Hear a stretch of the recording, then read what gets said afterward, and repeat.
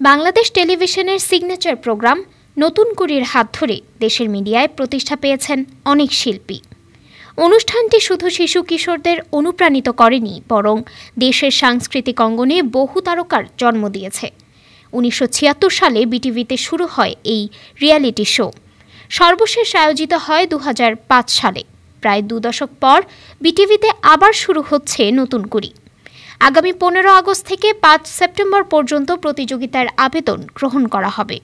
পুরো দেশকে ১৯টি অঞ্চলে ভাগ করে প্রাথমিক বাছাই চলবে। সেখান থেকে বিজয়ীরা যাবে বিভাগীয় বাছাই পর্বে। অনুষ্ঠানটির চূড়ান্ত বাছাই ও ফাইনাল প্রতিযোগিতা ঢাকা কেন্দ্রে অনুষ্ঠিত হবে।